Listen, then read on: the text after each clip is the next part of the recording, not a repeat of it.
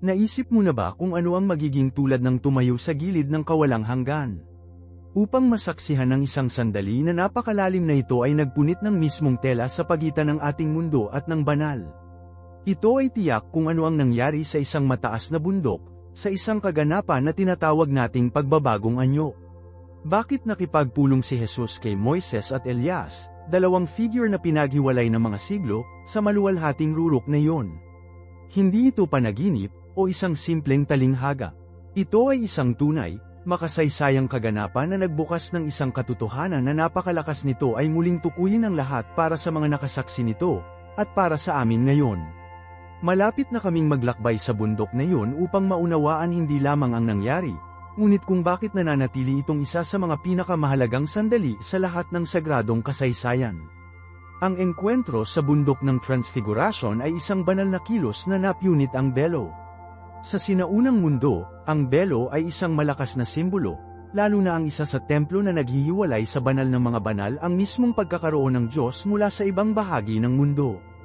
Tanging ang mataas na pari ang maaaring dumaan dito, at isang beses lamang sa isang taon.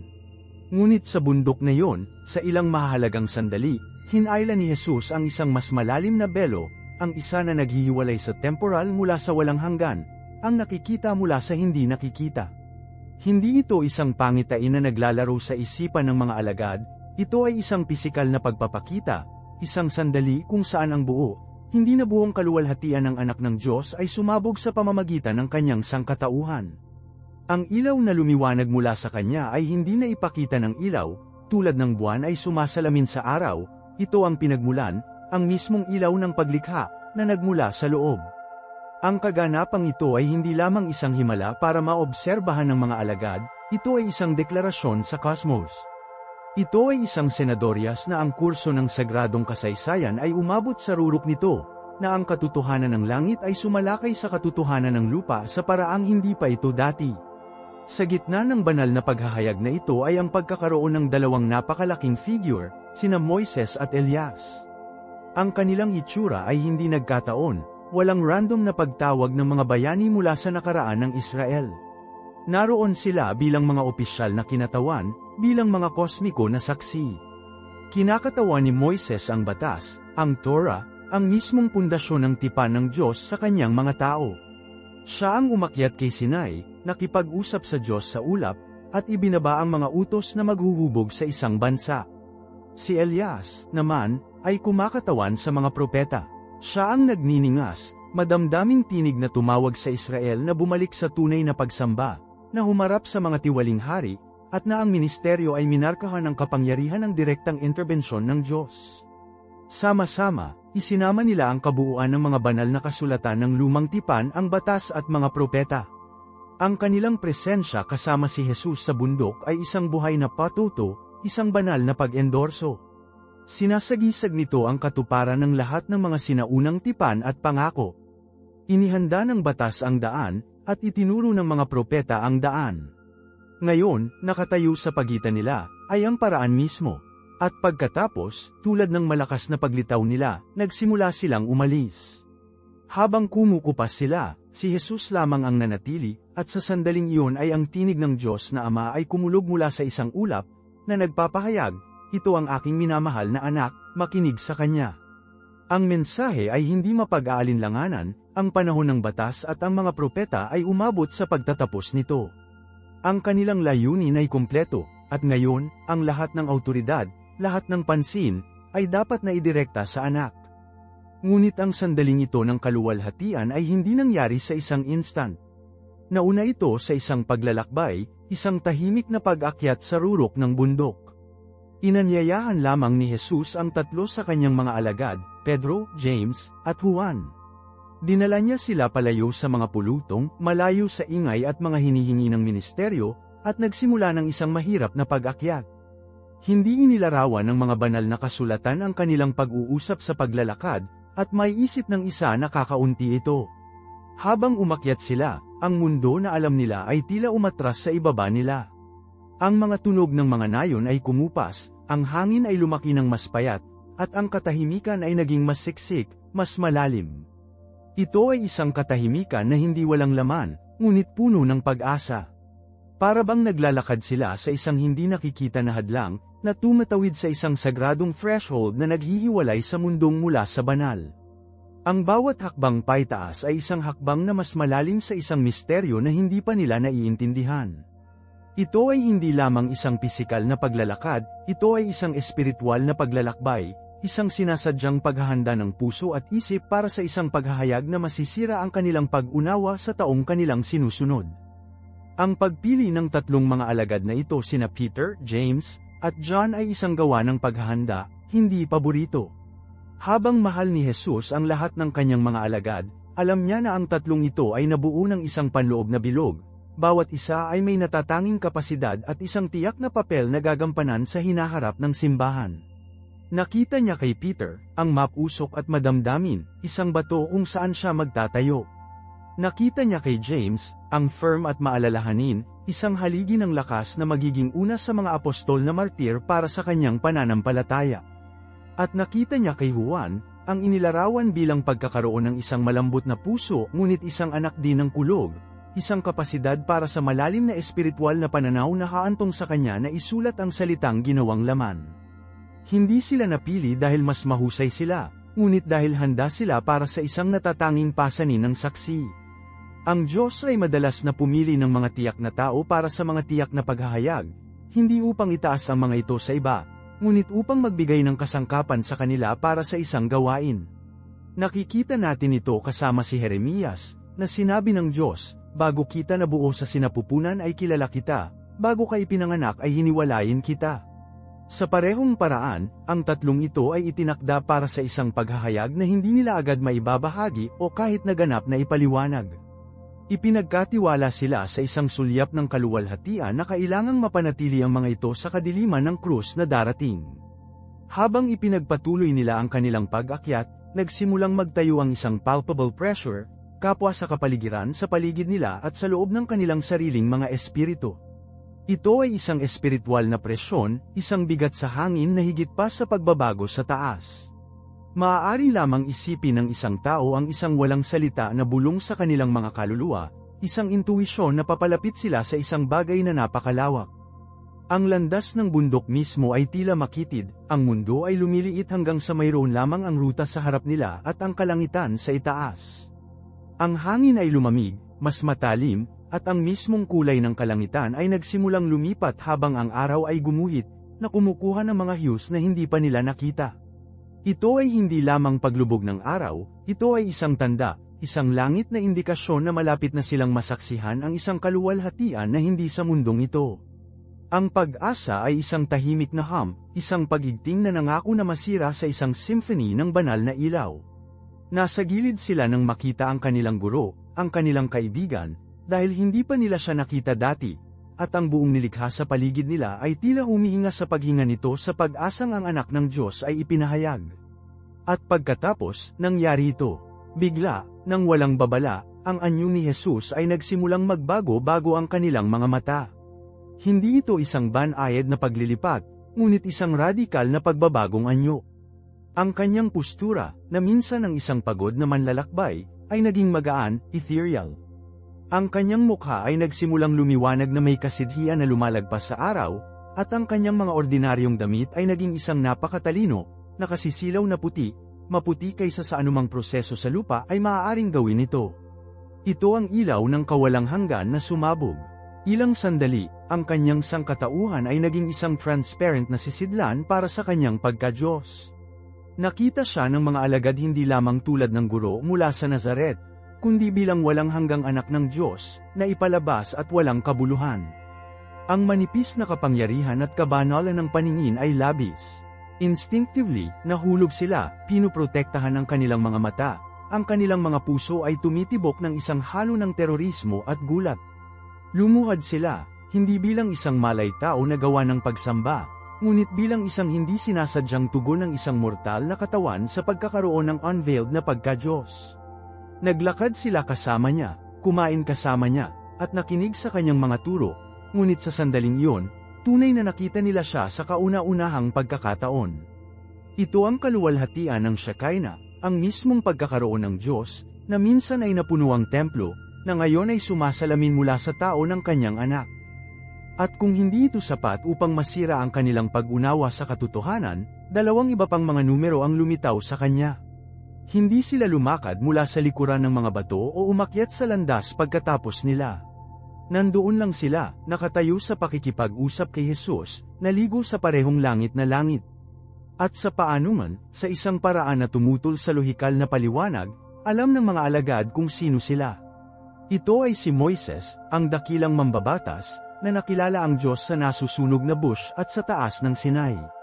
At ito ay si Elias, ang nagniningas na propeta, na tumawag ng apoy mula sa langit sa Mount Carmel at kinuha sa isang buhawi. Ito ang dalawang haligi ng matandang tipan, batas at mga propeta, ang buong bigat ng kasaysayan at pag-asa ng Israel, na ngayon ay nakatayo sa isang bundok sa Galilea. Hindi sila mga multo o espiritu ng ethereal, lumitaw ang mga ito ng solid, tunay, at maluwalhati, nakikibahagi sa isang pag-uusap na pinakahalagang kahalagahan. Isipin ang kahalagahan nito. Si Moises, na ang sariling mukha ay lumiwanag sa isang nakalarawan na kaluwalhatian matapos na mapunta sa Diyos, ngayon ay nakikita ang mapagkukunan ng kaluwalhatian na iyon. Si Elias, na nakaranas ng kawalan ng pag-asa sa pakiramdam na siya ang huling naiwan, ay nakatayo na ngayon sa mismong katuparan ng lahat ng kanyang hinulaan. Wala sila doon bilang mga makasaysayang figure lamang, ngunit bilang mga buhay na saksi. Ang kanilang presensya ay nagsilbi bilang isang banal na pag-endorso, isang makalangit na kumpirmasyon na si Jesus, ang karpintero mula sa Nazaret, ay ang isa na itinuro ng batas at mga propeta. Siya ang pagtatapos ng bawat pangako, ang sagot sa bawat hula, ang buhay na sagisag ng salitang natanggap ni Moises at inihayag ni Elias. Hindi sila mga manunood mula sa nakaraan, sila ay aktibong mga kalahok sa paghahayag na ito, na pinupuksa ang agwat sa pagitan ng matandang tipan at ang bago na itinatag sa sariling dugo ni Jesus. At ano ang pinag-uusapan nila? Sinasabi sa amin ng mga banal na kasulatan na pinag-uusapan nila ang kanyang pag-alis, ang kanyang *Exodus* sa Greek, na malapit na niyang magawa sa Jerusalem. Ito ay isang salitang freighted na may kahulugan. Hindi lang sila pinag-uusapan tungkol sa kanyang kamatayan. Nagsasalita sila tungkol sa kanyang bagong paglabas. Pinangunahan ni Moises ang unang paglabas, na pinalaya ang bayan ng Diyos mula sa pisikal na pagkaalipin sa Egypt. Ngayon, tumayo siya kasama si Jesus, tinatalakay ang panghuli na paglabas, ang magpapalaya sa lahat ng sangkatauhan mula sa pagkaalipin ng kasalanan at kamatayan. Ang kaluwalhatian na ito sa bundok ay hindi ang patutunguhan, ito ay isang paghahanda. Ito ay ang pagpapalakas ng anak ng tao para sa paghihirap na naghihintay sa kanya. Ang pag-uusap ay hindi tungkol sa pag-iwas sa krus, ngunit tungkol sa pagtupad nito. Ang landas patungo sa pagkabuhay na maguli, ang landas sa panghuli kaluwalhatian, na direktang umantong sa pamamagitan ng pagdurusa ng Jerusalem. Ang kaluwalhatian na nasasaksihan ng mga alagad ay ang napakakaluwalhatian na pinili ni Jesus na itabi, upang yakapin ang kahihiyan ng krus para sa kapakanan ng pag-ibig. Sa gitna ng kakilakilabot at magandang eksena na ito, si Peter ang sumisira sa sagradong katahimikan. Labis, nasaraan ng loob, at malamang na natakot sa kanyang isipan, sinabi niya kung ano ang dapat na tila isang magandang ideya sa oras na yun, "Rabbi, mabuti para sa atin na narito. Hayaan tayong maglagay ng tatlong mga tirahan, isa para sa iyo, isa para kay Moises at isa para kay Elias." Mabilis na idagdag ng banal na kasulatan na, hindi niya alam kung ano ang sinasabi niya. Ito ay isang malalim na sandali ng tao. Sa harap ng hindi maiintindihan na kaluwalhatian, ang unang likas na hilig ni Peter ay ang pagbuo ng isang bagay, upang i-domesticate ang banal, na maglaman ng karanasan sa loob ng isang mapapamahalaan, istruktura ng tao. Nais niyang pahabain ang sandali, upang mag-set up ng kampo sa bundok ng kaluwalhatian at manatili doon magpakailanman. Sino ang masisisi sa kanya? Nakita niya ang isang sulyap sa langit at nais na gawin itong isang permanenteng tirahan. Ngunit ang kanyang mungkahi, na ipinanganak ng takot at gulat, ay lubos na nawawala ang punto. Inilalagay niya si Jesus sa parehong antas tulad nina Moises at Elias, na nag-aalok sa kanila ng pantay na karangalan, pantay na kanlungan. Nabigo siyang makita na sina Moises at Elias ay nandyan upang magpatutuo Jesus, hindi upang maging kanyang katumbas. Sila ang sumusuporta sa cast, si Jesus ang pangunahing figura. Bukod dito, hinahangad ni Peter na magtayo ng isang dambana sa isang lumilipas na sandali ng kaluwalhatian, hindi pag-unawa na ang kaluwalhatian na ito ay hindi inilaan na nakapaloob sa isang tulda sa isang burol. Ito ay sinadya upang dalhin sa bundok at sa mundo, sa pamamagitan ng lambak ng anino ng kamatayan, at sa huli ay ipinahayag sa lahat ng mga bansa sa pamamagitan ng kapangyarihan ng pagkabuhay na mag-uli. Nais ni Peter na kumapit sa pangitain, ngunit ang layunin ng pangitain ay upang palakasin ang mga ito para sa misyon na nauna. Nais niyang mapanatili ang karanasan, ngunit ang karanasan ay sinadya upang baguhin ang lalaki. At tulad ng pagtatangka ni Peter na i-fossilize ang sandaling ito ng pagbabagong anyo sa isang bantayog, ang Diyos mismo ang namamagitan.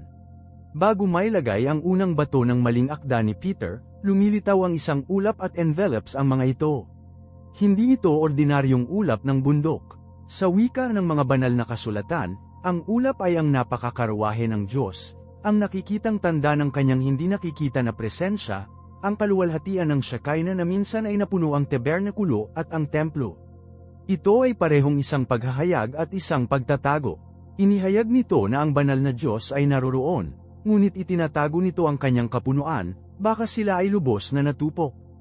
Ito ang ulap na gumagabay sa Israel sa pamamagitan ng disyerto, ang ulap kung saan nakipag-usap ang Diyos kay Moises sa Sinai.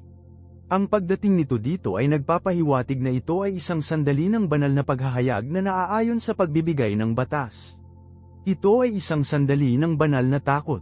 Ang mga alagad ay hindi na lamang mga manunood ng isang maluwalhating pananaw, mga kalahok na sila ngayon sa isang banal na engkwentro. At mula sa loob ng nakasisindak, maluwalhating ulap, nagsasalita ang isang boses. Hindi ito ang tinig ni Moises, ang mambabatas. Hindi ito ang tinig ni Elias, ang propeta. Ito ang tinig ng Diyos na Ama, at ito ay kumulog ng awtoridad ng langit mismo. Ang tinig ay hindi nakikibahagi sa isang talakayan kasama si Peter. Hindi ito malumanay na iwasto ang kanyang mga plano sa arkitektura. Ito ay bypasses sa kanya ng lubusan at nag-isyo ng isang tiyak, nagbabago sa mundo na pagpapahayag, ito ang aking anak na lalaki, na mahal ko, kasama niya ay nasisiyahan ako.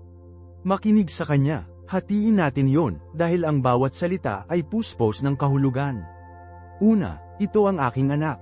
Ang pahayag na ito ay nagwawasak sa mahusay na balak ni Peter ngunit walang kamali-mali na pagtatangka sa pagkakapantay-pantay. Si Jesus ay hindi isa sa tatlong mahusay na pinuno ng espiritual. Siya ay nasa isang kategorya sa kanyang sarili. Si Moises ay isang lingkod sa bahay ng Diyos, si Jesus ang anak sa bahay. Si Elias ay isang makapangyarihang propeta na nagsalita para sa Diyos, si Jesus ang mismong salita ng Diyos na ginawang laman. Nilinaw mismo ng Ama ang hierarchy. Walang paghahambing. Pagkatapos, na mahal ko, o bilang ilang mga pagsasalin ay inilalagay ito, aking minamahal na anak. Ito ay isang tinig ng walang katapusang pagmamahal sa magulang. Ito ay sumasalamin sa mga salitang sinasalita sa binyag ni Jesus, na pinatunayan ang kanyang natatanging pagkakakilanlan at ang kanyang perpektong kaugnayan sa Ama. Ito ay hindi lamang isang pahayag ng katotohanan, ito ay isang deklarasyon ng pag-ibig. Sa gitna ng labis na kapangyarihan at kaluwalhatian na ito, ang pangunahing paghahayag ay isang relasyon ng pag-ibig sa pagitan ng Ama at ng Anak. Ito ang makina ng universo, ang pag-ibig na umiiral bago magsimula ang oras, ngayon ay naririnig sa isang bundok. At sa wakas, ang utos, makinig sa kanya. Ito ang praktikal na aplikasyon ng buong kaganapan. Kung ito ang minamahal na anak ng Diyos, ang isa na perpektong nakalulugod sa Ama, kung gayon ang kanyang mga salita ay nagdadala ng tunay na awtoridad. Ang utos ay ganap at hindi kwalipikado. Hindi nito sinasabi, makinig sa kanya kapag ito ay maginhawa, o makinig sa kanya kapag sumasang-ayon ka sa kanya. Sinasabi nito, makinig sa kanya. Panahon ng utos na ito ay nakadirekta ng squarely kina Peter, James, at John. Narinig lamang nila si Jesus na nagsasalita tungkol sa kanyang paparating na pagdurusa, pagtanggi, at kamatayan sa Jerusalem. Hindi nila ito naintindihan. Ayaw nilang marinig ito. Sinaway pa ni Pedro si Jesus para dito. Ngayon, ang Ama mismo ay nagpapatunay sa mahirap na mensahe ng anak. Ang tinig mula sa langit ay mahalagang nagsabi, ang pag-uusap ng krus na hindi mo nais na marinig. Iyon ang landas. Iyon ang aking kalooban. Tumigil sa pagsisikap na magtayo ng mga tirahan upang makatakas sa katotohanan ng misyon. Tumigil sa pagtatalo, makinig sa Kanya. Ang panahon ng batas at ang mga propeta, na kinakatawan ni Moises at Elias, ay natutupad ngayon at pinalitan ng tinig ng anak. Ang pangwakas at pangwakas na salita mula sa Diyos hanggang sa sangkatauhan ay si Jesus. Ang epekto ng banal na pahayag na ito sa mga alagad ay agarang at malalim. Sinabi ng teksto na nahulog sila sa lupa, natakot. Ito ang naangkop na tugon. Nakaharap sa hindi tinig na tinig ng Diyos, lahat ng bravado ng tao ay sumangga. Ang salpok ni Peter na magtayo, magsalita, upang gawin may pinatahimik. Lahat ng naiwan ay gulat at takot. Ang mga ito ay pinahiran ng bigat ng kaluwalhatian ng Diyos. Hindi ito ang maginhawa, komportable, mapapamahalaan na Diyos na nais ni Peter na magtayo ng isang tolda. Ito ang banal ng Israel, ang tagalikha ng cosmos, at ang kanyang presensya ay labis. Ang kanilang pagpatira pa sa lupa ay isang gawa ng hindi sinasadyang pagsamba. Ito ang nilalang na bumabagsak sa harap ng lumikha, ang makasalanang pag-urong sa harap ng banal. Sa wakas ay naiintindihan nila, hindi sa kanilang mga talino ngunit sa kanilang buong nilalang, na sila ay nasa banal na lupa. At sa sandaling yun ng ganap na takot, may kapansin-pansin na nangyayari. Ang kwento ay hindi nagtatapos sa kanila na na-flatten sa lupa sa takot, na naparalisa ng isang kaluwalhatian na hindi nila maaaring mapaglalaman. Ang tulay sa pagitan ng kakilakilabot na kabanalan ng Ama at ang marupok na sangkatauhan ng mga alagad ay ang anak mismo. Sinasabi ng teksto, ngunit dumating si Jesus at hinawakan sila.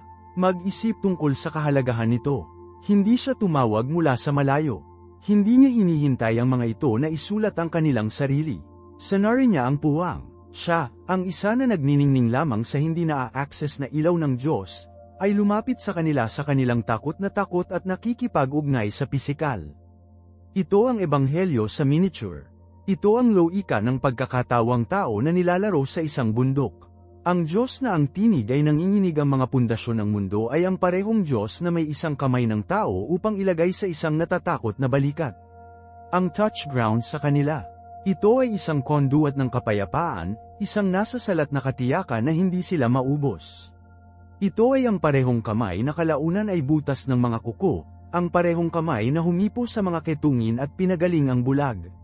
Ang kanyang niluwalhati na estado ay hindi naging malayo sa kanya, inihayag nito ang buong katotohanan kung sino siya, at kasama sa katotohanan na ito ang malalim, mahabagin na pagpapalagayang loob. Pareho siyang labis na Panginoon at ang banayad na pastol. Siya ang nagbubunyag ng kakilakilabot na kaluwalhatian ng Ama, at siya ang nagpoprotekta sa atin mula rito at ginagawang makaya. At ano ang mga unang salita na sinasalita niya pagkatapos ng pangwakas na banal na pag-endorso na ito? Bumangon, at walang takot. Ito ay isang utos, ngunit ito rin ay isang biyaya. Rise! Bumangon ka, natamba ka ng bigat ng kaluwalhatian, ngunit narito ako upang maiangat ka. Ito ay isang uri ng mini-resurreksyon. Sila ay, sa sinaunang pagliko ng parirala, tulad ng mga patay na lalaki, at hinihiling niya silang tumayo at mabuhay. At pagkatapos, walang takot. Ito ay marahil ang pinakakaraniwang banal na kahalagahan sa lahat ng banal na kasulatan. Ito ang sinasabi ng mga anghel sa mga pastol. Ito ang sinabi ni Jesus sa kanyang mga alagad sa bagyo. Ito ang sinabi ni Risen Cristo sa mga kababaihan sa libingan. Bakit? Sapagkat ang takot ay likas na reaksyon ng tao sa banal, ngunit ito ang kaaway ng pananampalataya at relasyon. Nakikita ng takot ang Diyos at nais na tumakbo at itago. Ang pananampalataya ay nakikita ang Diyos, at sa pamamagitan ni Kristo, ay maaaring lumapit. Ang pagpindot ni Jesus at ang kanyang mga salita ay isang antidote sa paralisadong takot, isang paanyaya na lumipat mula sa terorismo upang magtiwala.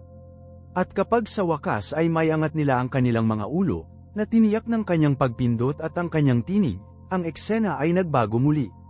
Tumingala sila, at sinabi ng Ebanghelyo ni Mateo na nakita nila na walang sinuman maliban kay Jesus lamang. Tapos na ang pangitain. Ang ulap ay nakataas. Ang walang ilaw na ilaw ay hamupa. Nawala sina Moises at Elias. Ang lahat ng mga props ng supernatural na paningin ay na-clear mula sa entablado. Ang mga sumusuporta sa aktor ay kinuha ang kanilang bow at umalis. At sino ang nananatili, nakatayo sa gitna? Jesus. Si Jesus lang. Ito ang panghuli takeaway. Ito ang visual buod ng utos ng Ama. Makinig ka sa Kanya. At ngayon, wala nang ibang makinig. Ang batas, sa tao ni Moises, ay nagpanganak ng saksi at umatras. Ang mga propeta, sa tao ni Elias, ay nagbigay ng kanilang patuto at tumahimik. Ang kanilang mga tungkulin ay kahanga-hanga at inorden ng Diyos, ngunit naghahanda sila. Sila ang mga signpost na tumuturo sa kalsada, ngunit si Jesus ang patutunguhan. Sila ang mga lingkod na naghanda ng bahay para sa pagdating ng anak na lalaki. Ngayon na ang anak ay narito, sa lahat ng kanyang kaluwalhatian, ang mga tagapaglingkod ay magalang na tumabi. Ang sandaling ito ay radical na reorients ang espiritual na universo ng mga alagad. Hindi na nila makita si Jesus bilang simpleng susunod sa isang mahabang linya ng mga propeta, o kahit na bilang isang bago at mas malaking Moises. Siya ay nasa isang kategorya sa kanyang sarili. Mabuti ang batas, mahalaga ang mga propeta, ngunit sila ang buwan na sumasalamin sa ilaw, si Jesus ang araw. Ang buong kaganapan sa bundok ay idinisenyo upang alisin ang bawat iba pang mga nakikipagkumpitensya na tinig, bawat iba pang katapatan, ang bawat iba pang balangkas ng sanggunian, hanggang sa ang lahat na naiwan para sa kanila na mag-focus ay nag-iisa lamang si Jesus. Ang kanilang pagiging alagad ay nabigyan lamang ng panghuli, nag-iisang focus. Tapos na ang edad ng mga anino at uri, ang edad ng anak na lalaki, ang minamahal, ay ganap na lumitaw, at siya ang nag-iisang tinig na mahalaga ngayon. Ito ang kailanman na dapat nilang dalhin sa kanila habang naghahanda silang maglakad pabalik sa bundok. At ang paglusong na yon ay tulad ng makabuluhang espiritual tulad ng pag-akyat. Ito ay isang bagay na magkaroon ng isang sandali ng nakamamanghang, supernatural na kailanman sa rurok, na nakahiwalay sa mundo. Ito ay isa pang bagay na ganap na maibalik ang kailanman na yun sa ingay, pagkalito, at pagdurusa ng lambak sa ibaba. Ang karanasan sa bundok ay hindi sinadya upang maging isang permanenteng pagtakas, ito ay sinadya upang maging gasolina para sa misyon na naghihintay sa ilalim. Ang pangitain ng Jesus alone ay hindi isang tawag sa monastic na paghihiwalay, ngunit isang radikal na muling pagsentro para sa pakikipag-ugnay sa isang sirang mundo. Mag-isip tungkol sa kung ano ang ibig sabihin nito. Hanggang sa puntong ito, sinubukan ng mga alagad na magkasya si Jesus sa mga nauna ng kategorya. Bumalik na ba siya? Siya ba si Propeta Jeremias? Siya ba ay isang bagong Moises, isang mambabatas na ibabalik ang mga kapalaran ng Israel? Nagpapatakbo sila ng isang lumang mapa. Ang pagbabagong anyo ay nagbibigay sa kanila ng isang bagong mapa, at sa gitna ng bagong mapa na ito, mayroon lamang si Jesus. Mula ngayon, dapat nilang maunawaan si Moises asterisk sa pamamagitan ng asterisk Jesus. Dapat nilang maunawaan si Elias asterisk sa pamamagitan ng asterisk Jesus. Ang buong kasaysayan ng kanilang mga tao, ang batas na humuhubog sa kanilang lipunan, ang mga pangako ng makahulang na nagbigay sa kanila ng pag-asa, lahat ng ito ay nahahanap nito ang tunay na hilaga sa kanya. Hindi lamang siya ang isa pang karakter sa kwento ng Israel, siya asterisk ang kwento. Siya ang lens na kung saan ang lahat ay dapat na matingnan ngayon. Ito ay isang malalim na paglilipat. Nangangahulugan nito na ang batas ay hindi na lamang isang hanay ng mga patakaran na dapat sundin, ngunit isang signpost na tumuturo sa biyaya at katotohanan na darating sa tao ni Kristo. Nangangahulugan nito na ang mga propeta ay hindi na lamang tinig mula sa nakaraan, ngunit isang mahusay na koro na ang libong magkakaibang melodies ay lahat ay nalutas sa nag-iisa, perpektong tala ng anak na lalaki. Ang nakakakita ng Jesus lamang ay hindi nangangahulugang itapon ang lumang tipan, nangangahulugan ito na sa wakas ay mabasa ito ng tama. Siya ang susi na nagbubukas ng totoong kahulugan nito. Kung wala siya, ito ay isang koleksyon ng mga batas, kasaysayan, at tula. Sa kanya, ito ay nagiging isang pinag-isang testamento sa kanyang pagkakakilanlan at misyon. At habang sinisimulan nila ang kanilang paglusong, binigyan sila ni Jesus ng isang nakakagulat na utos. Sinabi niya sa kanila, sabihin ang pangitain sa walang sinuman hanggang sa ang anak ng tao ay pinalaki mula sa mga patay. Bakit ang lihim? Kung ito ang sentral na katotohanan ng universo, bakit panatilihin ito sa ilalim ng balot? Dahil ang isang kalahating katotohanan ay maaaring maging mas mapanganib kaysa sa isang kasinungalingan. Ang pangitain ng kaluwalhatian, sa sarili nito, ay hindi kumpleto. Kung ang mga alagad ay bumaba sa bundok at inihayag, nakita namin siyang nagniningning tulad ng araw. Siya ang maluwalhati, nakikipag-usap kina Moises at Elias. Magsisimula na sila ng isang revolusyon, ngunit ang maling uri ng revolusyon. Sinubukan ng mga tao na gawin siyang isang hari sa politika, isang militar na Mesiyas na gagamitin ang kanyang banal na kapangyarihan upang ibagsak ang Roma. Mahahawakan na nila ang korona nang hindi nauunawaan ang krus. Alam ni Jesus na ang kaluwalhatian sa bundok ay maaari lamang maunawaan ng maayos sa ilaw ng sakripisyo sa burol ng Kalbaryo. Ang landas patungo sa pangwakas, na buhay na kabiguan ay tumatakbo ng diretso sa pamamagitan ng pagtataksil, pagdurusa, at kamatayan. Ang pagbabagong anyo ay hindi isang kalsada sa paligid ng pagnanasa, ito ay isang preview ng pangwakas na kinalabasan nito. Ito ay isang pangako na bulong sa panloob na bilog, isang deposito ng pag-asa na ibinigay sa kanila upang kapag nakita nila siyang naaresto, binugbog, at ipinako sa krus, maaaring magkaroon sila ng ilang angkla, ilang memorya ng kanyang tunay na pagkakakilanlan na hawakan sa bagyo ng kanilang takot at pag-aalinlangan. Ipinakita niya sa kanila ang pagtatapos ng kwento upang magkaroon sila ng lakas upang matiis ang gitna nito. Ang kaluwalhatian ay dapat gaganapin sa pag-igting sa pagdurusa. Ang mga ito ay dalawang panig ng parehong banal na katotohanan.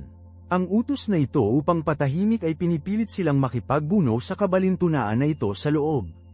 Hindi lamang nila may broadcast ang pangitain, kailangan nilang isama ito. Kailangang umupo sila sa nahihilo na pagkakasalungatan ng isang maluwalhating anak na nagsasalita na tinanggihan at pinatay. Ito ang pagsisikap ng pagiging alagad. Hindi ito tungkol sa paghabol sa isang espiritual na mataas pagkatapos ng isa pa. Ito ay tungkol sa pagpapalam sa katotohanan ng bundok na muling ibalik ang iyong pag-unawa sa grit at grime ng lambak. Ito ay tungkol sa pag-aaral na makita ang anak ng Diyos hindi lamang kapag siya ay nagniningning tulad ng araw, ngunit kapag siya ay pinapawisan ng dugo sa hardin, kapag siya ay nakoronahan ng mga tinik, kapag siya ay umiiyak sa pag-abandona. Ang pangitain ng Jesus lamang ay dapat na napakalalim na naka-embed sa kanilang mga puso na maaari pa rin nilang makita siya, tunay na makita siya, kahit na ang kaluwalhatian ay ganap na nakatago sa ilalim ng kahinaan at paghihirap ng tao. Iyon ang pananampalataya na kakailanganin nila, at iyon ang pananampalataya sa sandaling ito ay idinisenyo upang simulan ang pagbuo sa loob nila. At habang naglalakad sila sa landas na iyon, natitisod sa mga bato, ang kanilang isip ay nakakagulat. Sinasabi sa amin ng Ebanghelyo ni Marcos na itinago nila ang bagay sa kanilang sarili, na pinag-uusapan kung ano ang ibig sabihin ng pagtaas mula sa patay. Isipin mo yan na saksihan lamang nila ang nag-iisang pinakamaluwalhating kumpirmasyon ng pagkakakilanlan ni Jesus na may isip, at ano ang natigil sa kanila. Ang bahagi na hindi nila naiintindihan. Ang bahagi na nagsasangkot ng pagdurusa. Ito ay napakalalim na tao. Maaari tayong tumayo sa isang silid na may ilaw, ngunit ang ating mga mata ay mag-aayos sa isang madilim na sulok na hindi natin malalaman. Mayroon silang pangwakas na sagot si Jesus ay ang maluwalhating anak ng Diyos, ngunit ang mga ito ay nakabitin sa isang bagong katanungan. Ipinapakita nito sa amin na ang pananampalataya ay hindi tungkol sa pagkakaroon ng isang kumpleto, malinis na sistema ng teolohiko na walang maluwag na mga dulo. Ito ay tungkol sa pagiging handa na sundin ng isa na may hawak na mga sagot, kahit na hindi mo pa sila maiintindihan. Ang kanilang pagkalito ay isang anyo ng pakikipag-ugnay. Ang mga ito ay pakikipagbuno, at ang pakikipagbuno ay ang postura ng sinumang siniseryoso ng Diyos. Ang utos mula sa ulap ay nagiging kanilang lifeline sa pagkalito na ito, makinig sa Kanya. Hindi sinabi ng Ama, maunawaan ang lahat ng sinabi niya kaagad. Sinabi niya, makinig sa Kanya, magtiwala sa tagapagsalita, kahit na mahirap ang mga salita. Ito ang paglipat na ang pagbabagong anyo ay sinadya upang maging sanhi. Sa loob ng maraming siglo, ang mga tao ng Diyos ay nakinig sa batas, na kinakatawan ni Moises, at ang mga propeta, na kinakatawan ni Elias. Ito ang dalawang mahusay na haligi ng kanilang pananampalataya, ang mga gabay na tinig ng kanilang kasaysayan. At sa bundok na iyon, lumilitaw ang parehong mga haligi na iyon, hindi upang magdagdag ng kanilang sariling pagtuturo, ngunit upang magpatutuo sa isang tao na mas malaki. Sila ang iginagalang honor guard para sa hari. Nagsasalita sila sa kanya, ngunit pagkatapos ay mawala sila. Ang ulap ay nakataas, at nakikita ng mga alagad ang walang sinuman kundi si Jesus lamang. Ang mensahe ay hindi maaaring maging mas malinaw. Ang batas at mga propeta ay nagawa ang kanilang gawain, itinuro nila ang daan patungo sa Mesiyas. Ngayon, ang kanilang mga tinig ay nasubscribe sa kanya. Mula sa puntong ito, ang batas ay dapat basahin sa pamamagitan ng lens ni Jesus. Ang mga propeta ay dapat maunawaan sa ilaw ni Jesus. Siya ang interpretasyong susi sa lahat ng nauna. Makinig sa kanya, ay ang bago, sentral na utos. Ang sandaling ito sa bundok ay, sa isang paraan, isang regalo para sa amin tulad ng para kay Peter, James, at John. Lahat tayo ay may mga karanasan sa bundok, sandali ng malalim na kailanawan at espiritual na pagpapalagayang loob. Isang sandali sa panalangin kung saan nag-click lamang ang lahat. Isang oras ng pagsamba kung saan ang presensya ng Diyos ay nakakaramdam ng halos nasa salat. Isang daanan ng banal na kasulatan na tila lumukso sa pahina at sunugin ang sarili sa iyong puso. Ang mga sandaling ito ay totoo, at mahalaga ang mga ito. Ang mga ito ay mga sulyap ng kaluwalhatian na ang aming panghuli patutunguhan. Ngunit hindi kami nakatira sa bundok. Hindi kami maaaring magtayo ng mga tirahan doon at manatili magpakailanman, tulad ng nais ni Peter. Ang layunin ng bundok ay upang magbigay ng kasangkapan sa amin para sa lambak. Ito ay upang bigyan kami ng isang memorya ng ilaw na maaari nating ibalik sa mga anino. Dahil sa sandaling nakarating sila sa ilalim ng bundok na yon, ang katotohanan ay tumama sa kanila tulad ng isang pisikal na suntok. Hindi sila bumaba sa isang malugod na pagdiriwang. Bumaba sila sa kaguluhan. Natagpuan nila ang iba pang 9 na alagad na napapaligiran ng isang pulutong na nakikipagtalo sa mga eskriba.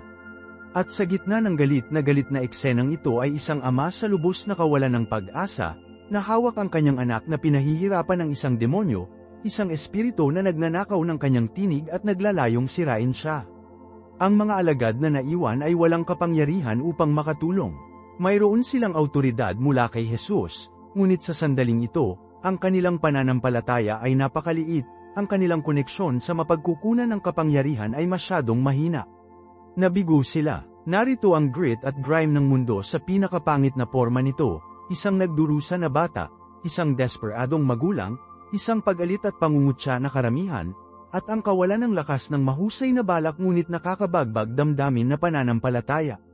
Ang kaibahan ay nakamamanghang. Mula sa matahimik, banal na kaluwalhatian ng summit hanggang sa demonyo, kaguluhan ng tao ng lambak sa ilang mga hakbang lamang. Hindi ito isang aksidente sa salaysay. Ito ang buong punto. Ang pangitain ni Jesus sa kanyang kaluwalhatian ay hindi ibinigay upang makatakas tayo sa gulo ng mundo. Ibinibigay ito upang magkaroon tayo ng lakas at pananaw upang makisali ito. Si Jesus ay hindi lumulutang mula sa bundok at umatras mula sa pinangyarihan. Naglalakad siya mismo sa puso nito. Ang kaluwalhatian na kanyang tinataglay ay hindi isang marupok na kayamanan na protektado, ito ay isang mapanakop na kapangyarihan na may deploy. Siya ay nakumpirma lamang ng Ama, na sinaksak ng pinakadakilang mga numero ng kasaysayan ng Israel, at ngayon ay ipapakita niya kung ano ang tunay na hitsura ng banal na awtoridad kapag kinokontrol nito ang pagkawasak ng ating mundo. Kaya ang kaluwalhatian sa bundok ay ang gasolina para sa misyon sa lambak, ito ang memorya ng ilaw na tinawag nating dalhin sa pinakamadilim na sulok sa mundo. Ang tanong ko para sa iyo ngayon ay ito. Ano ang hitsura para sa iyo na dalhin ang ilaw mula sa iyong sariling mga karanasan sa bundok sa tunay na kaguluhan ng iyong pang-araw-araw na buhay? Ibahagi ang iyong mga saloobin sa mga komento sa ibaba, gusto kong basahin ang mga ito. At kung ito ay sumasalamin sa iyo, siguraduhin na mag-subscribe ka at nag-ring na ang abiso sa kampanilya, dahil hindi mo nais na makaligtaan ang aming susunod na video kung saan makikita natin ng eksakto kung paano inilalagay ni Jesus ang kanyang kaluwalhatian sa harap ng pagkasira na ito. Manatiling malakas sa lambak. Ito si Marco.